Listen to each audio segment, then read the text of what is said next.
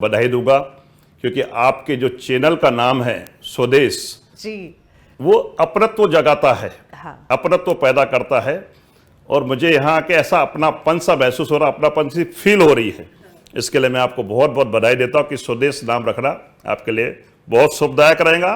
और जिस प्रकार की मान्यता चल रही है कि स्वदेशी को आगे बढ़ाओ जी, हम तो चाहेंगे कि स्वदेश चैनल को भी बहुत आगे बढ़ाए। बिल्कुल। और हमारा टैगलाइन भी बहुत अच्छा है सर, देखते रहिए स्वदेश न्यूज, सबसे पहले देश। यस। हाँ, हम बात करते हैं, जैसा मैंने आपको इंट्रोड्यूस किया, बहुत ही आप डायनामिक लीडर हैं, बोलते भी बहुत अच्छा है। हम पिछले विधानसभा चुनाव के समय से हम लगातार देख रहे हैं कि लोग कांग्रेस छोड़ छोड़ के बीजेपी आ रहे हैं और आप बीजेपी से कांग्रेस आ रहे हैं और कांग्रेस में बढ़िया आपने अपना वर्चस्व भी कायम कर लिया।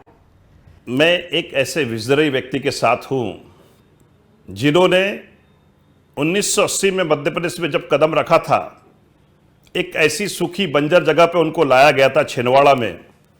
उस जगह को उन्होंने जिस प्रकार से चमन किया है, आज वहाँ इंडस्ट्रीज है, वहाँ के लोगों को रोजगार है, वहाँ के लोगों को रोजगार के लिए भटकना नहीं पड़ता। कई ऐसी बुनियादी चीजें हैं इंफ्रास्ट्रक्चर के मामले में, रोड, अस्पताल, अच्छे स्कूल, अच्छे इंस्टीट्यूट, अच्छे यूनिवर्सिटीज, सब कुछ वहाँ पे उनने उन 40 वर्षों में वहां पे दिया जब वहां का वो प्रतिनिधित्व करते थे संसद के रूप में। और फिर वहां से कई बार उनको कैबिनेट मंत्री होने का दर्जा जो प्राप्त हुआ, कैबिनेट मंत्री बने, चाहे वो वन सेक्टर में हो, चाहे वो इसका नाम वाणिज्य कर मंत्रालय में हो, चाहे उद्योग मंत्रालय में हो, चाहे शहरी विकास मंत्रालय में हो, जहां जहां भी उनको मौका मिला। और उसके बाद 15 महीने की जो सरकार थी, वैसे तो वो सरकार 5 साल की थी, लेकिन 15 महीने में जो हुआ वो सभी को दिखा है कि चुनी गई सरकार को किस तरह से बेदखल किया धन बल के बल पर, वो सबको विदित है। लेकिन 15 महीने में भी जो काम उन्होंने किया है वो मध्य प्रदेश की 8.5 करोड़ जनता आज भी याद कर रही है। लेकिन लोग जो कहते हैं, जो अपोजिशन बार बार कहती है, वो यही कहती कि वो छिंदवाड़ा के मुख्यमंत्री थे, वो मध्य प्रदेश के मुख्यमंत्री ही नहीं बने। मुझे एक चीज बताइए, जब जब वो मंत्री बने केंद्र में, हाँ। तब तब उन्होंने सरकार को पैसा दिया। मुख्यमंत्री यही थे 2005 से लेकर अभी तक। जब जब ये गए वहां पे लेटर दिया, उन्होंने वो फंड्स रिलीज किया।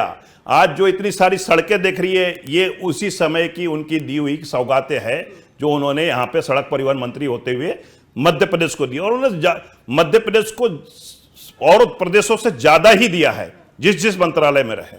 लेकिन अब जिस तरह से हम उनका देख रहे हैं, लोग उनके एज पे, उनके कार्यशैली पे बार बार सवाल उठाते हैं। उसके बाद कांग्रेस ने उनको फेस डिक्लेयर कर दिया 2023 के विधानसभा चुनाव का। इस पर भी जो है बीजेपी मजाक उड़ाती है। मुझे एक चीज बताइए, एज से कोई व्यक्ति का तुलनात्मक करोगे क्या? फिर मोदी जी की भी एज देखिए, आप क्या तो जटिया जी की एज देखिए, अभी आपने जटिया जी को संसदीय उसमें बनाया है, आनंदीबेन की एज देखिए।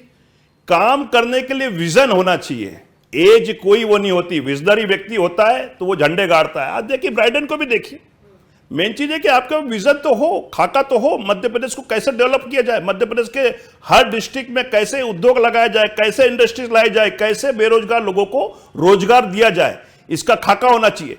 क्यों 600 गौशाला? आप मुझे बताइए, 15 साल की भाजपा के शासन में 600 गौशाला बनती है और 15 महीने में 1000 गौशाला बनती है और उसमें गौरक्षकों को काम दिया जाता है, वहां पे पूरी व्यवस्था की जाती है। ये कैसे मुमकिन हुआ बताइए? विजन के ऊपर ना। क्यों आपने गौ अभ्यारण्य की बात की, आज तक गौ अभ्यारण्य नहीं बना? तो मेरा वही मानना है कि विजन होता है आदमी के पास में, तो विजन के द्वारा ही लोग आगे बढ़ते हैं। और विजनरी व्यक्ति है, और हमें पता है अगर वो 5 साल मध्य प्रदेश में रहते तो मध्य प्रदेश कई ऊंचाइयों पर रहता। जो बार बार हम देखते हैं, सुनते हैं कि कांग्रेस जो है वो गुटों में बटी हुई है। कमलनाथ गुट है, दिग्विजय सिंह गुट है, सुरेश पचौरी गुट है, और भी अन्य जो लीडर्स है वो गुट है। तो आपको लगता है इतने गुटिये लोगों के बीच में आप लोग जो है एकजुट होके बीजेपी को मुकाबला दे पाएंगे? हमारे यहाँ कोई गुट नहीं है। अच्छा। कांग्रेस पार्टी में एक ही गुट है, श्रीनाथ जी का गुट, श्री कमलनाथ जी का गुट। और उस गुट के अंदर में सभी लोग आते हैं, सभी का नेतृत्व कर रहे हैं, वरिष्ठ है, सीनियर मोस्ट है, और उनका अनुभव और तजुर्बे का सारे लोग, चाहे दिग्विजय सिंह जी हो, चाहे सुरेश पचौरी जी हो, चाहे अरुण सिंह जी हो, अरुण यादव जी हो, चाहे अजय सिंह जी हो, सभी एक उसमें है और सभी की मिलजुल के संगठनात्मक रूप से हम आगे बढ़ रहे हैं। इसलिए तो मध्य प्रदेश में एक नया इतिहास रचने जाएंगे 2023 में, ये दिखेगा आपको। दिखेगा। अभी जो न्यू ईयर के समय में जो पोस्टर्स लगे थे कमलनाथ जी के, और जिस तरह से वो आत्मविश्वास से लबरेज हो कहते हैं कि 2023 में तो कांग्रेस सरकार बन रही है, ये किस बेसिस पे है? 8.5 करोड़ जनता कह रही है, हम नहीं कह रहे हैं। 8.5 करोड़ जनता कह रही है। गांव गांव में आप जाइए, गांव गांव में पंचायत और टोले टोले चौपालों में जाइए। अभी जो गांधी चौपाल का कार्यक्रम किया गया था, अभी और भी ऐसे कई कार्यक्रम किए गए थे, उसमें जनता खुद त्रस्त हो गई है भाजपा के राज से। जनता खुद बदलाव चाहती है और जनता कमलनाथ जी का 5 साल का कार्यकाल चाहती है। इसलिए तो अब वो चूक नहीं होगी। लास्ट टाइम तो 114 पे रोक दिया गया था, अब 150 के पार कांग्रेस पार्टी नजर आएगी। 150 तो बिल्कुल। बीजेपी तो कह रही है मैं हम 200 पार करेंगे। वो तो उनका सगुपा आज से नहीं, 2008 में भी था, 2013 में भी था और 2018 में भी था। लेकिन जीतते गए लगातार, बीजेपी जीतती गई। बीजेपी जीतते गई, ठीक है, हमने माना कि उनका संगठन मजबूत था, लेकिन अब हमारा संगठन भी बहुत मजबूत हो गया। बूथ लेवल तक हमारा कार्यकर्ता अब संगठित होकर कार्य कर रहा है। आप बीजेपी में भी रहे हैं, अब आप कांग्रेस में हैं। बीजेपी की जो कार्यशैली है, देखिए उसका तो कोई जोड़ नहीं है। जो डिसिप्लिन है उनका, और जिस तरह से वहाँ पे अगर हम कहें बैठकें होती है, बातचीत होती है। कांग्रेस में यही कहते हैं कि बातचीत नहीं होती, लीडर्स और कार्यकर्ताओं के बीच में बिखराव है, जो बीजेपी सबको समेट के रखती है। ये भ्रमित करने वाली चीजें है। सभी से कमलनाथ जी मिल रहे हैं, लगातार मिल रहे हैं। सुबह 9 बजे से लगातार, आप भी कई बार देखी गई है वहां पे, 9 बजे से रात के 7 बजे तक मिल रहे, शाम के 7 बजे तक लोगों से मिल रहे हैं। उसके बाद बैठकें हो जाती है, लेकिन लगातार लोगों से, आप किसी के बीच में कोई वो नहीं है, सभी को समय दे रहे हैं। और सभी, छोटा कार्यकर्ता हो, बड़ा कार्यकर्ता हो, सबसे मिल रहे हैं, बैठ के उनकी बात भी सुन रहे हैं। और अभी कांग्रेस में एक नया उत्साह, नया जोश और नया जुनून है।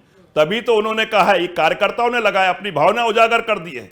नया साल, नई सरकार और कमलनाथ सरकार, ये उनकी भावनाएं उजागर होकर आई है। और यही भावनाएं मध्य प्रदेश को एक नया इतिहास रचने के लिए 2023 में पुनः कमलनाथ जी को भारी मतों से और भारी संख्या में यहां से मध्य प्रदेश से विधायक लाके पुनः मुख्यमंत्री बनाएंगी। आप लड़ेंगे चुनाव इस बार? पार्टी का जो भी आदेश होगा उसका पालन करेंगे। ये तो सब कहते हैं, तो बहुत डिप्लोमेटिक आंसर हुआ। आप पॉलिटिक्स में है तो जाहिर तौर पे देखिए, चुनाव लड़। पार्टी का मेरा मुख्य उद्देश्य है मेरे मुखिया को मुख्यमंत्री बनाना। उसके लिए हम सब संगठित होकर काम करेंगे, प्रयास करेंगे। हमारी सरकार बनेगी, सबको कुछ ना कुछ, कहीं ना कहीं पार्टी नवाजती है। अभी हम संगठन की जिम्मेदारी दी गई है, संगठन में काम कर रहे हैं। और संगठन का यही दायित्व होता है कि पहले कैसे माहौल को अपने पक्ष में किया जाए। हम अपने पक्ष में माहौल करने में सफल होंगे और मध्य प्रदेश में 2023 में कमलनाथ जी को मुख्यमंत्री बनाएंगे। आप बीजेपी में यूथ के समय से जुड़े हुए थे, हालांकि अभी भी आप युवा ही हैं और लगते भी युवा हैं। स्वर्गीय प्रमोद महाजन जी की कोर टीम में रहे हैं। इतना इंपॉर्टेंट रोल प्ले करने के बाद कई बार मेरे मन में सवाल आता है कि आप कांग्रेस क्यों आ गए? मैं तो विजनरी व्यक्ति के साथ आया हूं और कमलनाथ जी से मेरे बहुत पुराने संबंध रहे हैं। वो मेरे गॉडफादर भी है और मेरे बॉस भी है, और उनका आशीर्वाद मुझे हमेशा मिलते रहा है और मान सम्मान भी मिलते रहा है। उन्होंने जितना प्यार और दुलार मुझे दिया है, मैं उससे कृतज्ञ हूं। और उनके साथ मैं, उनकी विचारधारा और उनके विजन से मैं प्रभावित हूं और उसी के प्रभाव को लेते हुए मैं उनके साथ खड़ा हूं। अभी हम देख रहे हैं कि लगातार मुख्यमंत्री शिवराज सिंह चौहान कमलनाथ जी से सवाल कर रहे हैं, रोज सवाल कर रहे हैं, पूछ रहे हैं कि आपने ये वादा किया था, नहीं पूरा किया। बहुत सारे सवाल कर रहे हैं, आप इसको किस रूप में लें? मुझे एक चीज बताइए, जो सत्ता में रहता है उसको सवाल करने का अधिकार थोड़ी है। सवाल तो 8.5 करोड़ जनता ने मध्य प्रदेश के मुख्यमंत्री से करना चाहिए, क्योंकि लगातार वो 13 साल 13 दिन पहले रहे भाई। 2005 29 नवंबर 2005 से लेके 12 दिसंबर 2018 तक वो मुख्यमंत्री रहे, यानी कि 13 साल 13 दिन। उसके बाद पुनः धनबल की जो सरकार, एक सरकार को अपरोक्ष रूप से गिरा के आपने 23 मार्च 2020 से लेके अभी लगातार, यानी कि लगभग 35 महीने और, यानी 16 साल 151 माह। आपने 15 महीने की बात की, 151 महीने वो राज कर रहे हैं। सवाल 8.5 करोड़ जनता ने उनसे पूछना चाहिए। कि मैयर स्मार्ट बन गया कि नहीं, क्योंकि आपने मैयर के लिए घोषणा करके गए थे कि मैयर को स्मार्ट बना देंगे, सिंगापुर बना देंगे, बन गया कि नहीं। ऐसे कई जगह आपने सिंगापुर बना दे, सिंघई बना देंगे, संघाई बना देंगे, ऐसा कई जगह कहा है। तो वो बना कि नहीं, ये जनता ने उनसे सवाल करना चाहिए। जनता ने सवाल ये करना चाहिए कि भाई आप बोलते थे किसानों का कर्जा माफ नहीं हुआ, लेकिन 27 लाख किसानों का कर्जा माफ हुआ, ये प्रपत्र में है, विधानसभा के प्रपत्र में, उसको झुटला नहीं सकते। और कर्जा आप लोगों का भी माफ हुआ है। तो ये सब चीजों को आप डिनाई नहीं कर सकते, क्योंकि आप बोलोगे एक दिन में कोई, भाई रोटी बनाने के लिए आटा लाना पड़ेगा, नमक मिलाना पड़ेगा, गूंथना पड़ेगा और उसको बेलना पड़ेगा, तवे पे डालना पड़ेगा, एक तरफ से नहीं दोनों तरफ जाकर सेकना पड़ेगा, जब जाकर रोटी बनेगी। उसी तरह से कमलनाथ जी ने जैसे ही शपथ ली, सबसे पहले साइन किया, किसानों के ऊपर साइन किया, हस्ताक्षर के इनका ऋण माफ होगा। कलेक्टर कमिश्नरों की कॉन्फ्रेंस ली और बोले कि आपके जिले में कितने कितने लोगों के ऊपर कर्जा है, और आप कह रहे हो कि भाई कर्जा माफ नहीं हुआ। वहां से जो लिस्ट निकल के आई 53 लाख लोगों के निकल के आई, किसी के ऊपर 10,000 का था, किसी के 25 का, 50 का, 75 का, 1 का, 1.25 का, 1.5 का, 2 लाख का। फेज वाइज हमने चालू किया, 10 से 50,000 तक का पहला फेज, 50 से 1 लाख तक का दूसरा फेज, उसके बाद बाकी का फेज आना था। तो आपको लग गया कि अगर ये तीसरा फेज हो गया तो 20 साल के लिए भारतीय जनता पार्टी के लिए वापसी आना मुश्किल हो जाएगा। जिस तरह से कमलनाथ जी की बोलने की शैली है कि अधिकारियों को वो वार्न करते हैं, कहते हैं कि अभी 8 महीने बाद चुनाव है, देख लेंगे आप, आप उसको, कमलनाथ जी ने ऐसा कहीं नहीं कहा है, ये आपको लगता है। कमलनाथ जी ने कहा कि निष्पक्ष रूप से काम करो, ये प्रदेश मेरा अकेले का नहीं है, हम सबका है और हम सबकी जिम्मेदारी होती कि निष्पक्षता के साथ में। जैसे स्वदेश चैनल है, आप सच को दिखाना पसंद करते हैं, उन्होंने हमेशा कहा है सच का साथ दीजिए, कमलनाथ जी का साथ मत दीजिए, सच का साथ दीजिए। अगर सच है तो आप साथ में आके खड़े होइए, झूठ के साथ कितने दिन तक खड़े रहोगे, और झूठ का घड़ा तो एक दिन भरता ही है। इन दिनों पेंशन पर जो है बहुत बहस छिड़ी हुई है, बिल्कुल। आप क्या कहेंगे, आपके क्या इस पे? हमारी सरकार ने तो स्पष्ट कह दिया है कि पेंशन, हम कर्मचारियों की पेंशन बहाल होंगी जैसे ही 2023 में जनता की सरकार आएंगी। वो जनता की सरकार, किसान की सरकार, युवाओं की सरकार और मध्य प्रदेश के भविष्य की सरकार आएंगी। कांग्रेस के समर्थन के लिए कमलनाथ जी को जो आशीर्वाद मिलेगा, उस सरकार में उनने पहले ही घोषणा कर दी कि कर्मचारियों की पेंशन वो होंगी, बहाल होंगी। लेकिन मेरा ये मानना है, मेरा ये सोचना है कि आज जितने भी लोग राजनीति कर रहे हैं, सबसे पहले मैं आदरणीय श्रद्धेय मोदी जी से कहना चाहूंगा, इतना सुधार आप कर रहे हो, मैं हाथ जोड़ के कहना चाहूंगा, आपने बहुत सुधार किया है। तो एक सुधार ये भी कर दीजिए कि विधायकों की और सांसदों की पेंशन को तत्काल प्रभाव से बंद कर दीजिए। क्योंकि अगर कोई सांसद या विधायक चयनित होकर आता है तो आप उसे मानदेय दे रहे, बिल्कुल सही है, ठीक है, क्योंकि वो अपनी पूरी ड्यूटी कर रहा है जनता के प्रति।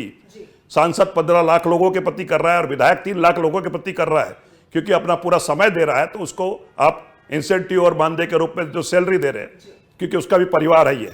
लेकिन जिस व्यक्ति को जनता ने नकार दिया, अगर जिसको हरा दिया, तो आप उसको सुविधा क्यों दे रहे हो? आप उसको अपने दामाद बना के क्यों बिठा के रख रहे हो? उसको तो आपने बिल्कुल सब सुविधाओं से वंचित, क्योंकि वो जनता के बीच में फेल हो चुका है। जनता ने जिन्हें रिजेक्ट कर दिया है, अगर फेल व्यक्ति को भी आप सुविधाएं और उसको पेंशन देंगे, तो ये एक प्रकार से जो करदाता है उनके ऊपर आप जुल्म ढाएंगे। आपकी ये जो बात है बहुत ही, अगर हम कहें तो रेवोल्यूशनरी है, पता नहीं इससे एग्री होंगे लोग कि नहीं, लेकिन नहीं, क्यों नहीं एग्री होना चाहिए? ये आवाज उठना चाहिए। माननीय मोदी जी ने कहना चाहिए कि भाई मैं जब कर्मचारी बेचारा पसीना बहा बहा के, अपना पूरा समय देके, अपना पूरा जीवन देके, 60 साल में जब रिटायरमेंट होता, थोड़ा थोड़ा जमा करके वो जमा करता है, ताकि उससे वो अपने बच्चों का भविष्य बना सके, अपने बच्चों को अच्छी एजुकेशन दे सके, अपने घर बच्चों के लिए एक बड़ा छोटा सा मकान बना सके, उसके लिए जमा करता है। उसके ऊपर आप आक्रमण कर रहे हैं। उसके बजाय आप, अगर आपको आक्रमण करना है, विधायक और सांसदों और नेताओं की पेंशन के ऊपर आक्रमण करिए,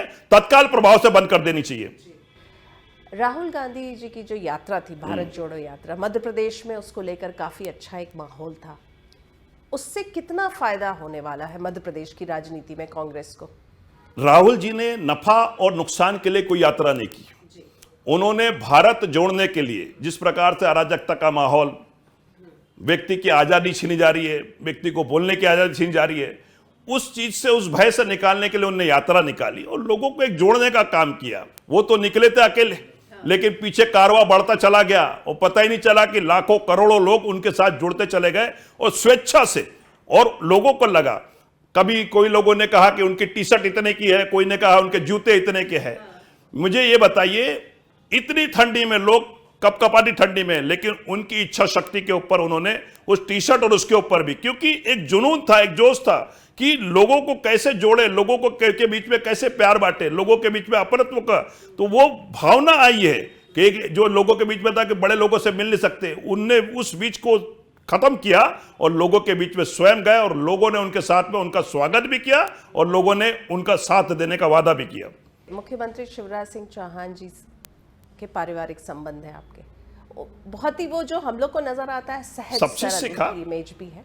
सुशासन और स्वराज के लिए हम काम करते हैं, वो भी काम करते हैं, वो अपने मंच पे काम कर रहे हैं, लेकिन कहीं ना कहीं वो नीतियों से है, भारतीय जनता पार्टी की नीतियों के ऊपर चल रहे हैं और कहीं ना कहीं मुझे लगता है कि वो नीतियों में कहीं ना कहीं अब ठहराव आ गया है। उस नीति से उठ के हमको महात्मा गांधी की नीति के ऊपर चलना होगा, अहिंसा की नीति के ऊपर चलना होगा, प्यार की नीति के ऊपर चलना होगा, सौहार्द की नीति के ऊपर चलना होगा और लोगों को जोड़ने की नीति के ऊपर चलना होगा और मानव कल्याण और जन कल्याण और पुरुषार्थ के लिए काम करना होगा। ये कहीं ना कहीं यह है और इस दिशा में आगे बढ़ेंगे। वो बहनों ही है, हमेशा बहनों ही रहेंगे, जीवन पर्यंत बहनों ही रहेंगे। मेरा शीश हमेशा उनके चरणों में रहेगा और हमेशा मैं उनके पैर पखारूंगा। वो तो मेरे वो आदरणीय तो है, बिल्कुल। हाँ। और सम्माननीय और आदरणीय जीवन पर्यंत रहेंगे। तो क्या कांग्रेस की दिशा और दशा, मध्य प्रदेश की बात कर लेते पहले, आपको लगता है ठीक है? बहुत अच्छी है। मध्य प्रदेश की ही बात कर रहा हूं मैं। हाँ। मध्य प्रदेश में बहुत अच्छी स्थिति है और आने वाले समय में आपको और दिखते चले जाएगा। ये स्वदेश चैनल में अभी मैं आया हूं, 2023 में फिर आऊंगा और आपके सामने बैठूंगा। मतलब ये वाले इंटरव्यू और नया इंटरव्यू दोनों साथ दिखाया जाए। हाँ। मैं तो चाहूंगा उस समय भी कि मैंने बोल के गया था। मैं बोल के गया था। तो कितने सीट्स आपने बोला 150 से 150 के ऊपर हम आ रहे हैं वर्तमान में। तो ये भी बता दीजिए आप कहां से चुनाव लड़ेंगे? ऐसा तो कोई डिसाइडेड नहीं है पार्टी के। मैंने कहा ना कि पार्टी का जो भी आदेश होगा, अगर चुनाव लड़ना है तो मैं लड़ूंगा, चुनाव नहीं लड़ना है तो मैं बिल्कुल पार्टी के लिए कैंपेन करूंगा, कमलनाथ जी के साथ कैंपेन करूंगा। अगर ज्योतिरादित्य सिंधिया उनको जो वो चाह रहे थे कि एक सम्मान मिले, एक पद मिले, भले ही कांग्रेस अध्यक्ष का पद मिल जाता, तो आपको लगता कि फिर आपकी सरकार भी बनी रहती? जिस तरह से उनके साथ 22 विधायक चले गए, बाद में और लोग चले गए, ये सब स्थिति पूरी अलग होती। मुझे एक चीज बताइए, उस परिवार का क्या सम्मान था, क्या मान था, ये गांधी परिवार से ज्यादा कोई जान नहीं सकता। इंदिरा जी के समय देख लीजिए, कितना मान था, कितना सम्मान था। माधवराव जी को वो उस जो अकबर के 9 रत्न होते हैं, उस रत्न में उनकी जगह थी माधवराव जी की। राजीव गांधी के समय भी वो जगह थी। आपने अपने पिता की जो कमाई हुई विरासत थी कांग्रेस में, उसका अपमान कर दिया सिर्फ पद के लिए, एक कैबिनेट मिनिस्ट्री के लिए। अरे किस घर में नहीं होते? आपसे बड़े थे, आपके पिता के साथ काम करते थे। दिग्विजय सिंह जी, कमलनाथ जी आपके पिता के बराबर थे। और पिता अगर अपने पुत्र से कोई बात करते तो मन मुटाव नहीं होता, ऐसे घर छोड़ के थोड़ी चले जाते। लेकिन आपने जो व्यवहार दिखाया नाराजगी होके, तो वो व्यवहार आप बुला लेते, कमलनाथ जी जाके बुला लेते। देखिए, हमने तो कोई वो नहीं किया। जिसको जाना था उनने कहा भाई अब जिस पुत्र को विद्रोह ही करना है तो वो विद्रोह करके चले। मन मुटाव अगर था तो कमलनाथ जी जाके मना लेते एक बार। सबने कहा यही उनके कहा मन कि में कहीं ना कमलनाथ कहीं, जी तो देखिए, एक बार नहीं उनके बात मन की। में कहीं ना कहीं मंशा थी कि मुख्यमंत्री बनना है मुझे। हाँ। अब ये निर्णय तो हाईकमान को करना था। मुझे एक चीज बताइए, जो प्रदेश अध्यक्ष थे, सर एम्बिशियस होना तो कोई गुनाह नहीं। कोई गुनाह नहीं है, बिल्कुल नहीं है, गुनाह नहीं है।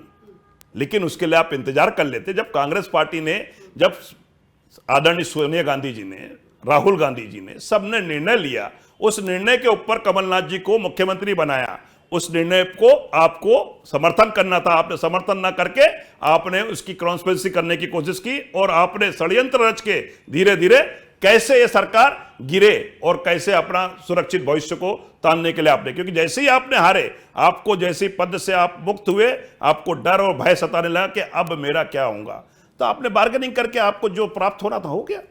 आपको क्या लगता है इस चुनाव में कितना फर्क पड़ेगा? सिंधिया जी बीजेपी में है तो मुझे बताइए। आप बीच में अभी कहा मुझसे कि आप क्या गुट है, अगर गुट कहीं है तो वो भारतीय जनता पार्टी में है।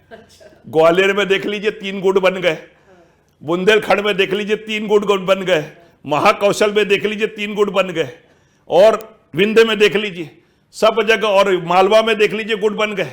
अभी तो उस गुट में ऐसा हो गया कि मकड़ी का छत्ता हो गया, और सब जगह से बिल्कुल वहां पे लोग एक तरफ से अपनी अपनी लाइन खड़ी कर रहे हैं। उसके बाद भी वो मिल ये जाता है। आने वाले समय में ये लाइन और बड़ी दिखेगी आपको समझ में आएगा कि ये गुटबाजी कितनी, आप हम पे बोल रहे हो, वहां की गुटबाजी उजागर होके आ चुकी है और आने वाले समय में और उजागर होगी। मतलब आप कहना चाहते हैं कि बीजेपी में गुटबाजी ज्यादा है, कांग्रेस में हमारे यहाँ बिल्कुल नहीं है, बिल्कुल नहीं है। एक छत्ते के नीचे है, एक ही छाता है, वो कमलनाथ जी का छाता है, उस छाते के अंदर सब लोग हैं, और वहां बहुत सारे छाते, वहां बहुत सारे छाते हैं, वहां हर कोई नेता है। ग्वालियर चंबल में 2-2 नेता है, वहां पर बोलने की जरूरत नहीं है बताने की। विंध्य में 2-2 नेता है, महाकौशल में 2-2 नेता है। चलिए ये बता दीजिए कि बीजेपी किसके चेहरे पे चुनाव लड़ेगी इस बार 2023? ये तो भारतीय जनता पार्टी तय करे, ये हमारा विषय नहीं है।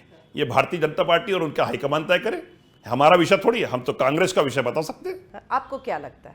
भाई हमारे को क्या लगता है, अभी जो वर्तमान स्थिति दिख रही है हमें तो और अच्छा है, जो और चले हमें क्या है। हम तो जनता के बीच जा रहे हैं कि हमने 15 महीने में जो किया है, हमने जो किया है उसको अच्छा। इन्होंने कहा कि हमारी योजनाएं बंद कर दी, हमने कोई योजना नहीं बंद करी, जबकि इन्होंने हमारी योजना बंद कर दी। 100 रुपए में 100 यूनिट हमने दी, जनता के हित के लिए दी, और हमने सबके लिए दी। ऐसा नहीं 8.5 करोड़ जनता के लिए दिया, हमने भेद नहीं किया। लाल कार्ड, पीला कार्ड, हरा कार्ड हमने सबके लिए दी। आपने क्यों बंद कर दी भैया? वो योजना क्यों बंद कर दिया आपने? वो तो जनहित की थी ना। 51,000 की राशि आप बोलते नहीं दी, अरे हमने उस पर इंप्लीमेंट किया है। आपने 15 साल में 18,000 से 28,000 तक पहुंचे। हमने आते ही महंगाई के दौर में सीधा 51,000 रुपए कन्यादान राशि की बढ़ाई। हमने 300 रुपए की 600 रुपए पेंशन के, भाई महंगाई चरम पे थी। विधवा पेंशन और ये बुजुर्ग पेंशन 300 की 600 की और 1,000 करने जा रहे थे। हमने बेरोजगार, इसका नाम गौरक्षकों के लिए गौशाला का जो निर्माण कराया, ताकि हम सबसे पहले उनको वहां पे, छोटे लोगों को वहां पे रोजगार दे। और जब नया कुछ बनाने जा रहे थे, उस बीच में आपने वो किया, शुद्ध के लिए युद्ध का हमने वो खोला। भाई वहां माफियाओं के खिलाफ नकल कसी, गरीबों को जो मिलावटी अनाज मिल रहा था शुद्ध के खिलाफ युद्ध का किया हमने बिल्कुल। उसमें आपका माफियाओं के खिलाफ नकल कसी, वहां पे आपने जीतू के खिलाफ में पूरा नेस्तनाबूद किया। किस केस में हुआ?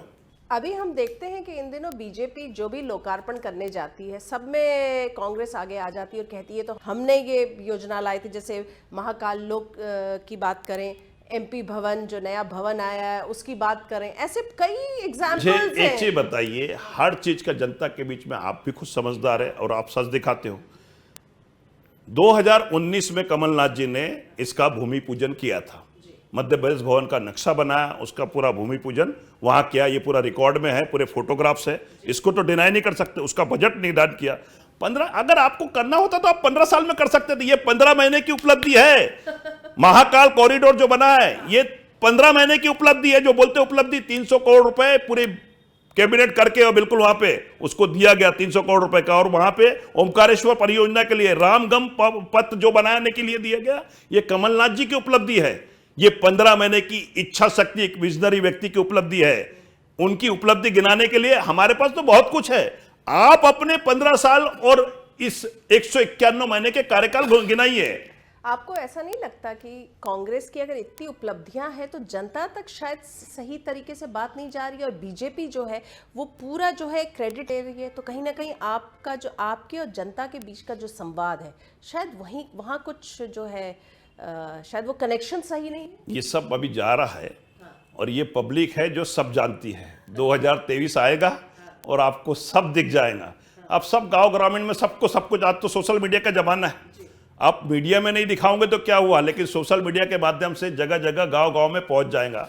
अभी तो 4G और 5G भी आ गया है, तो मेरा मानना है कि आगे सब कुछ दिख जाएगा, सब दिखेगा, बिल्कुल सब दिखेगा। सब जानती है, ये स्वदेश में दिखेगा दुनिया से। ये पब्लिक है जो सब जानती है, सब जानती है, स्वदेश में भी दिखता है। मैं तो चाहूंगा कि आप प्रोग्राम भी ऐसा करो, ये पब्लिक है जो सब जानती है, इस टाइप का एक नया प्रोग्राम वो करिए आप। सर, आपका एक और टैलेंट है, आप गांव के नाम बिना सांस लिए एक सांस में बोल देते हैं, तो थोड़ा सा हमारे दर्शकों को बताएं। ये तो काफी पुराना, क्योंकि मैंने वहां पे कर्म किया था उस धरती पे।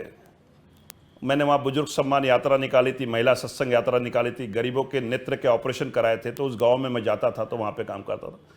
तो वो गांव के नाम अभी भी मेरे दिल में बसे हुए हैं। दीनी, पुनी, मुरमाड़ी, दिनेरा, चंगेरा, टुयापड़, सेलुटपड़, सतोना, खुर्सीपा, चीजगांव, साकड़ी, पाचुटोला, बेनी, डोंगरमाली, बेंडारा, लिंगबारा, लड़सड़ा, पदमपुर, आमगांव, बरबस, सियोनघाट, फुटारा, लावनी, गोटी, गुनई, कन्नरगांव, कटंगी, चिचोली, अतिरी, हेटी, टेंगलटोल, कोटुना, पिपरिया, बकोड़ी, मोहगांव, गराटोला, बोटेजरी, अमृतसर, सेर्रा, नगजन, नांदगांव, नवेगांव, तीन, मोहाड़ी, नौनसा, खानगांव, खानपुर। तो ऐसे अनेकों गाँव है जो मेरे जेहन में बसे हुए हैं।